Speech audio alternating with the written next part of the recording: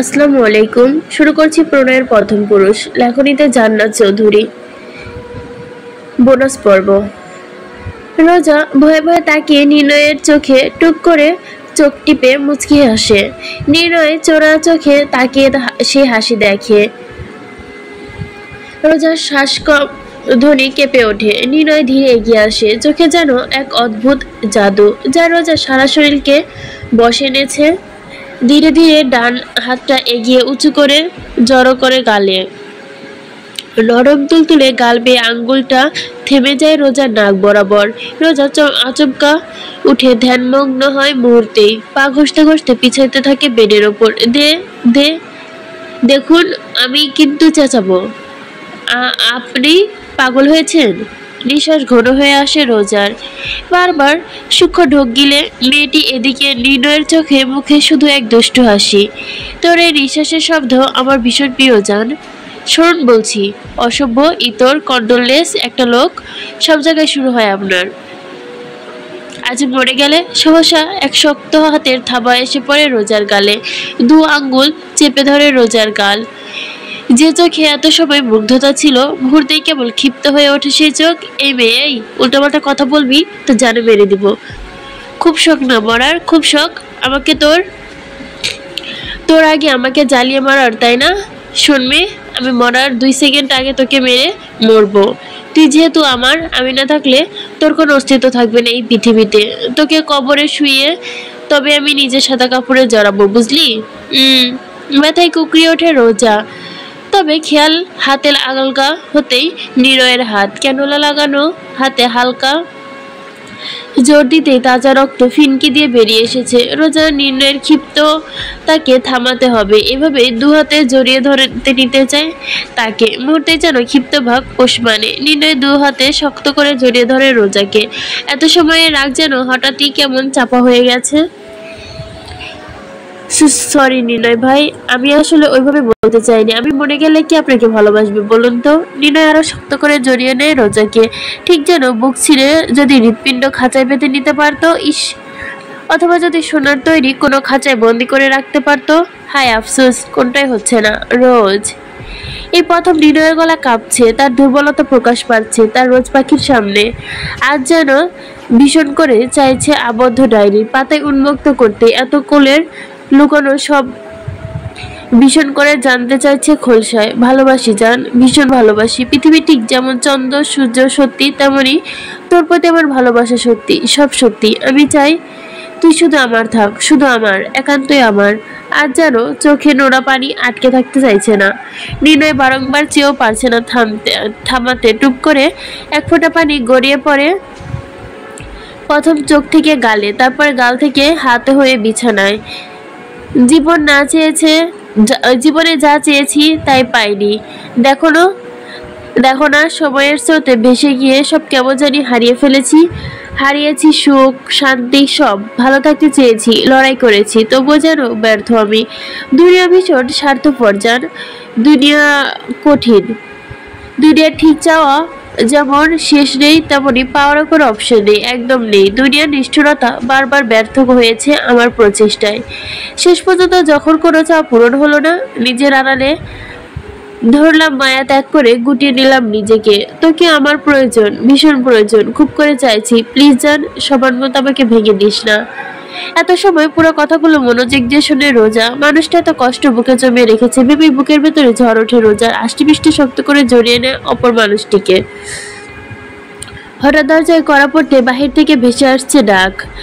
রোজাকে ছেড়ে দেয় নির্ণয়, নিজেকে ঠিক করে আধশোয়া হয়ে হেলা দেয় বালিশে। নির্ণয় উঠে গিয়ে দরজা খুলে। দরজার সামনে পুরো গ্যাং দাঁড়িয়ে। সামনে দাঁড়ানো এক বৃদ্ধ, দাড়িতে পাকা, পরনে সাদা পাঞ্জাবি, মাথায় টুপি, হাতে একটা রেজিস্টার খাতা, পাইপ কিছু। নির্ণয় দরজা খুলতেই রিয়ান ক্ষিপ্ত নজরে তাকায় তার দিকে। নির্ণয় দরজা খুলে আবারও এসে দাঁড়ায় রোজার পাশে। আয়ন সামনে গিয়ে আন্তরিকতার সাথে কাজী সাহেবকে উদ্দেশ্য করে বলে, কাজী সাহেব ভেতরে আসুন। সামনে এসে থেকে আসা কাজী সাহেবকে দেখে ভুরুজোড়া কুঁচকে নেয় রোজা। এদিক ওদিক তাকিয়ে নিজের অবস্থা দেখে নেয় সে। ওমা, নির্ণয় ভাই, হাসপাতালে কাজী সাহেব, কার বিয়ে বুঝি? ইস, আমি তো রোস্ট খেতে পাবো না। আপনি এত স্বার্থপর কিভাবে হতে পারেন? আমাকে একটা লেহেঙ্গা কিনে দিলেন না? সেসব না হয় বাদ দিলাম, হাসপাতালে কে বিয়ে করে? কার বিয়ে আজ? ভাইজানের তো না, রিধিয়াপুরও তো না। কথার মাঝে রোজার চোখ পড়ে যায় আয়নের দিকে। রোজা চোখ পিটপিট করে তাকায় আয়নের দিকে, দুষ্টু হেসে বলে, নিশ্চয়ই আয়ন ভাইয়ের বিয়ে, কিন্তু পাত্রী কে? পাত্রী কই? রোজার কথা যেন বিষম খায় আয়ন। বেচারা কাশ উঠে গেছে, রীতিমতো খুব খুব করে কাশছে। কাশতে কাশতে কাজীকে উদ্দেশ্য করে বলল, কাজী সাহেব, আপনি আপনার কাজ শুরু করেন। রেজিস্টার পাতা খুলেই কিছু একটা লিখতে থাকে কাজী। এদিকে ননস্টপ বকবক করে চলেছে রোজা। কি বলছো? কেন বলছো? কেউ বলো আমায়। হাসপাতালে কার বিয়ে হচ্ছে? রোজার কথা থুরি কেউ শুনছে? বেচারি যেন হাঁপিয়ে উঠেছে, মুখটা পুরো পাঁচ বানিয়ে ফেলেছে বাংলার। গাল ফুলিয়ে রেখেছে সে। এর মধ্যে কাজী সাহেব বলে উঠল, দিনভর কত বাধা হবে, কেউ যদি বলতেন। আমার যা আছে সবকিছুর অর্ধেক, সাথে আমার কবরের পাশে আরেকটি কবরস্থান,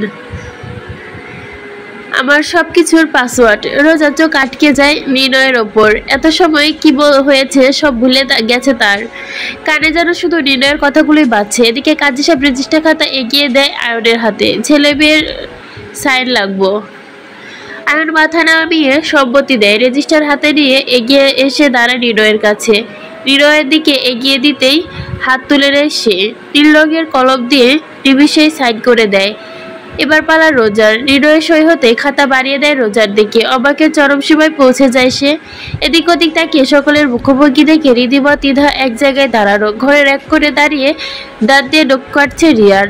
আয়ন যেন কাচুমাচু মুখ করে তাকিয়ে আছে। এসব কি হচ্ছে? কেউ বলবা বিয়ে হচ্ছে। হৃদয়ের সরল স্বীকারোক্তি, তবে সেই উত্তর যেন মোটেও খুশি না রোজা। আপনার কি আমাকে কানা মনে হয়, নাকি চোখে নেই? আমি কি ডেরা? এখানে বিয়ে হচ্ছে আমি দেখতে পাচ্ছি না? তবে বিয়েটা কার? আমার। কি? আমার আর তোর বিয়ে। এ কথা বলে তাই কথা না বলে জলদি সাইন কর। না, এ হতে পারে না, এটা আমি কখনোই মানবো না। এভাবে বিয়ে কখনোই হতে পারে না। আমার কতদিনের শখ, বউ সাজবো, একটু রং টং করে ছবি তুলবো, এভাবে কখনোই না। ও ভাইজান। রিয়ান এখনো বিজি আঙ্গুল দিয়ে নখ কাটতে। এটাই যেন তার একমাত্র কাজ। আশেপাশে কোনো কথাই যেন তার কানে যাচ্ছে না। এই বিয়ে আমি করবো না, আমি বিয়ে করবো না। বিয়ে ছাড়া বাসর করতে আমার কোনো সমস্যা নেই, তবে আমি জানি বৈধতার প্রয়োজন ছিল, তবে সেই জন্যেই চাইছে না। তবে থাক। কাজী সাহেব আপনি আসুন তাহলে। পাত্রী রাজি নয়। নির্ণয়ের কথায় মুখ চিপে হাসতে শুরু করে সকলে, তবে কারো মুখে কোনো কথা নেই। কাজী নিজে যেমন চমকে উপুক চমক খাচ্ছে। একে তো হাসপাতালে বিয়ে, তার উপর ওমা। নির্ণয় ভাই, আপনি এত পাষাণ কেন বলেন তো? আমি কি বলেছি বিয়ে করব না? আমি বলেছি আমি বউ সাজবো।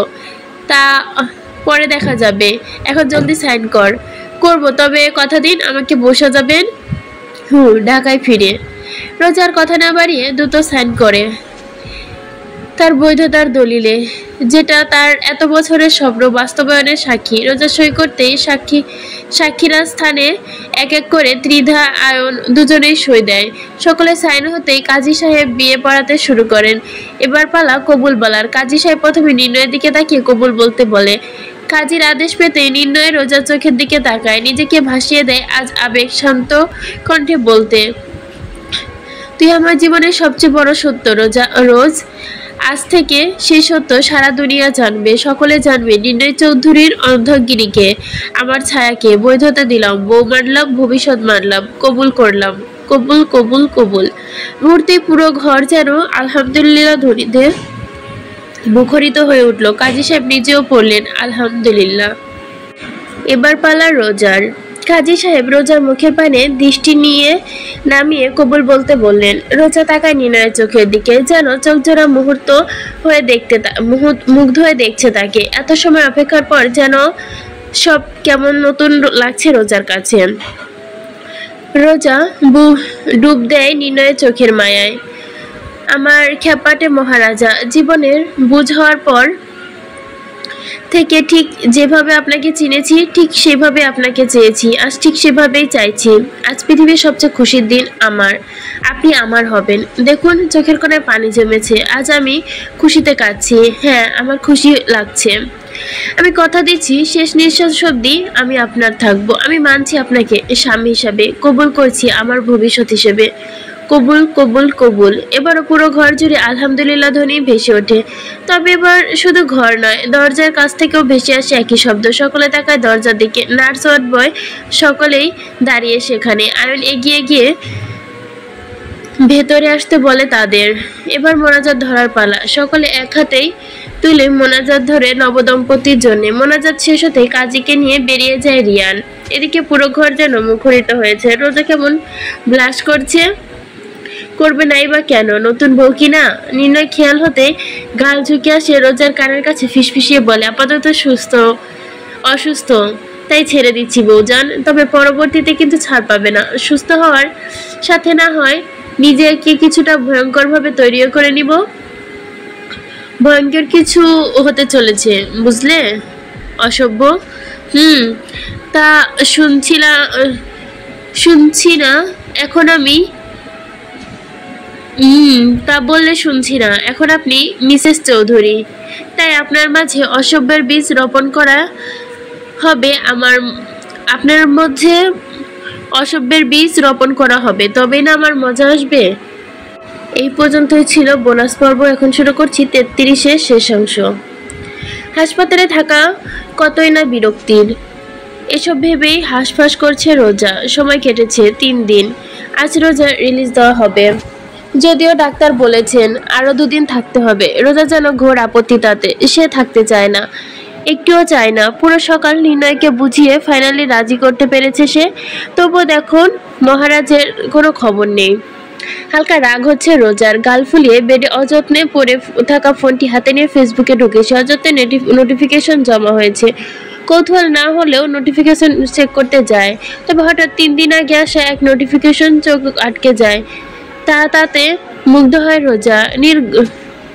নীর চৌধুরী গট ম্যারিড। নোটিফিকেশনটা এভাবেই লেখা।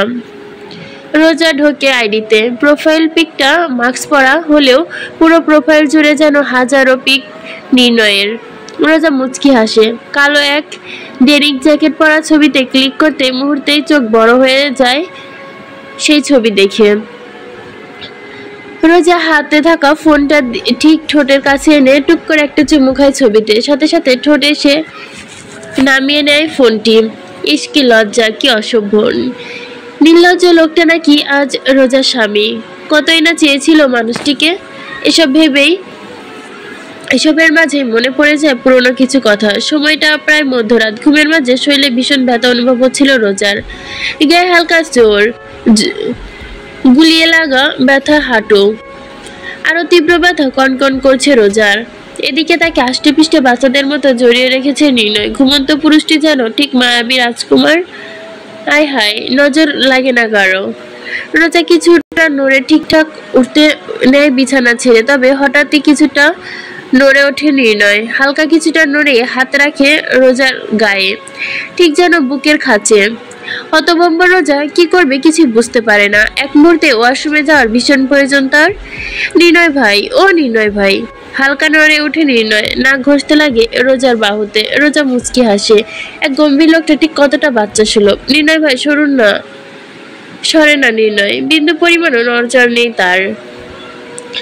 এদিকে রোজার ইমার্জেন্সি যেতেই হবে। উপরন্ত না পেয়ে চেঁচিয়ে ওঠে, ও নির্ণয় ভাই। ধরফরিয়ে চমকে উঠে বসে নির্ণয়।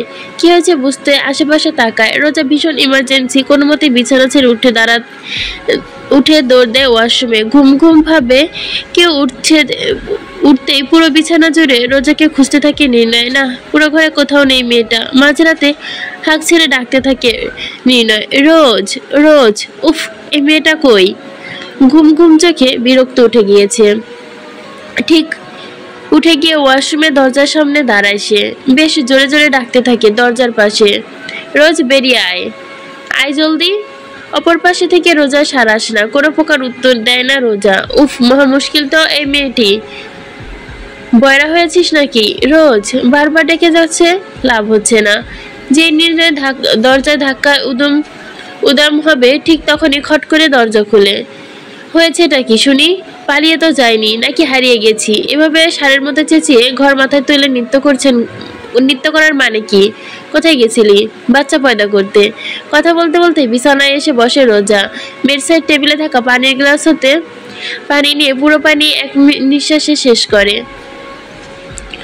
রেডিমেড বাচ্চার বাবা বানিয়ে এখন বাচ্চা পয়দা করার কি প্রয়োজন? হাতে থাকা পানির গ্লাস বেডসাইডে রেখে নির্ণয়ের মুখের পানে তাকায় রোজা। নির্ণয় শান্ত ভঙ্গিতে দেখে রোজাকে। আমার কিছু প্রয়োজনীয় কথা আছে আপনার সাথে। শুনছি। সোফা দিকে এগিয়ে গিয়ে উত্তর করে নির্ণয়। টি টেবিলের ওপর থেকে হাতে তুলে নেয় সিগারেটের প্যাকেট ওপেন করে ঠোঁটের কোণে একটা সিগারেট রেখে আশেপাশে লাইট খুঁজতে ব্যস্ত সে। এদিকে লাইটার হাতে ধীরে ধীরে এগিয়ে আসে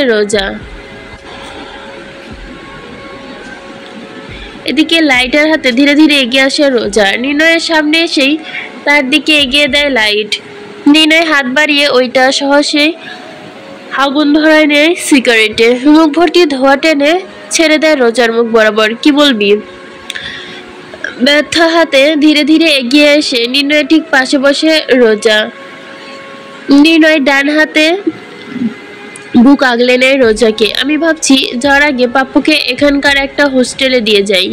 নির্ণয় ভুরু কুঁচকে তাকায় রোজার দিকে। হয়তো রোজার মন বুঝতে চাইছে। প্রয়োজন নেই, সাথে নিয়ে চল।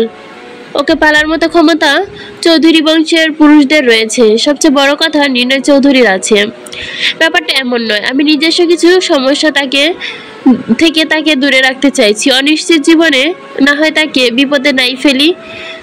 আপনি যোগাযোগ করুন, ওকে হোস্টেলে রাখার ব্যবস্থা করুন। ওর সম্পূর্ণ দায়িত্ব আমার।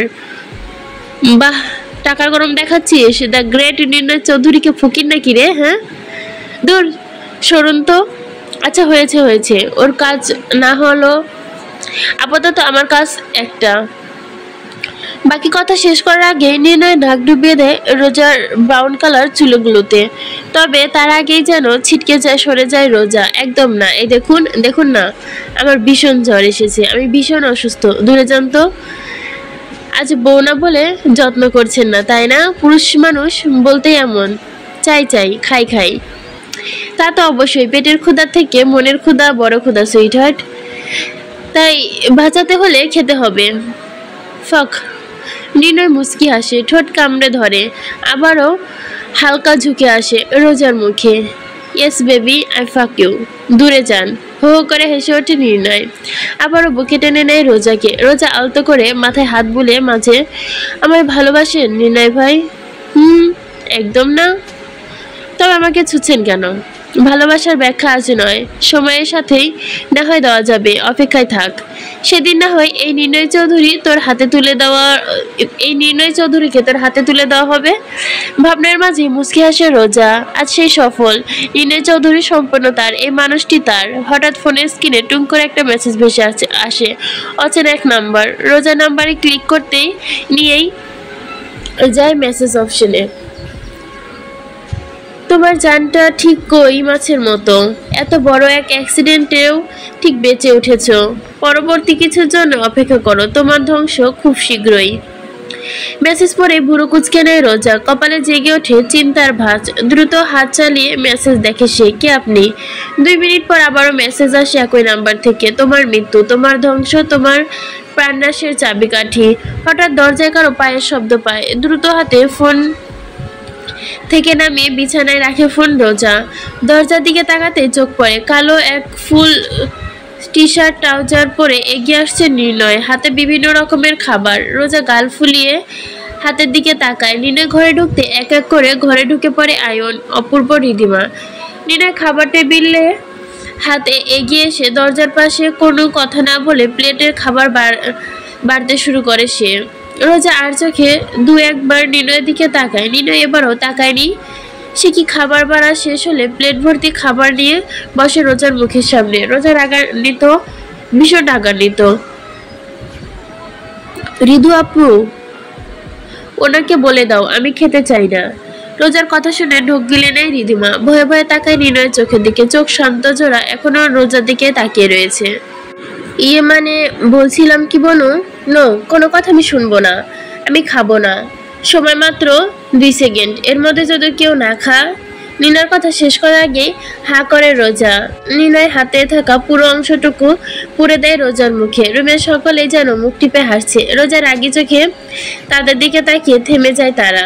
সিলেটের পাহাড় মানে সবুজের বিষময়, নীরব, শান্ত অথচ জীবন্ত। এই পাহাড়গুলো যেন প্রকৃতির নির্যাস, উপাসনা মন্দির, পাখির ডাক, বুনো ফুলের গন্ধ আর দূরেতে কোথাও ঝর্ণার অস্পষ্ট ধ্বনি মিলে পাহাড়ের বাতাসে এক মাদকতা ছড়িয়ে পড়েছে। এই পাহাড়ের বুকে বিস্তৃত চা বাগানগুলো যেন এক একটা সবুজ স্বপ্ন। ঢেউ খেলানো পাহাড়ি জমি, সারি সারি চা গাছ, মনে হয় পৃথিবী এখানে শুয়ে আছে এক সবুজ চাদর গায়ে। কাজের তালে তালে হাটে চা শ্রমিকরা মাথায় ঝুরিয়ে, চোখে ক্লান্তি নয় বরং এক ধরনের আত্মমগ্নতা। তাদের চলার ছন্দে বাগান যেন বেঁধে গেছে নিজেদের গান। রোদে যখন চা বাগানে আলো পড়ে, গাছের পাতাগুলো চকচক করে আর মনে হয় হাজারটা সবুজ চোখ তোমার দিকেই তাকিয়ে আছে। পাহাড়ের ওপর দাঁড়িয়ে যখন নিচের দিকে তাকাও, দেখা যায় চা বাগান স্রোতের মতো নেমে গেছে। আবারও গিয়ে জড়িয়ে ধরে আরেকটি পাহাড়কে। এই যে এক নিঃশ্বাস প্রেম, পাহাড় আর চা বাগানের, প্রকৃতি আর প্রকৃতি প্রেমিকের। ত্রিধা নিষ্পলক চোখে তাকিয়ে সৌন্দর্য বর্ণনা করে। এই যে প্রকৃতির এত সুন্দর রূপ, যেন বারবার মুগ্ধ হচ্ছে সে। রিয়ান ব্যস্ত চারপাশের প্রকৃতি আর নিজের ছবি তোলা নিয়ে। ত্রিধা রোজা জড়িত আজ বেরিয়ে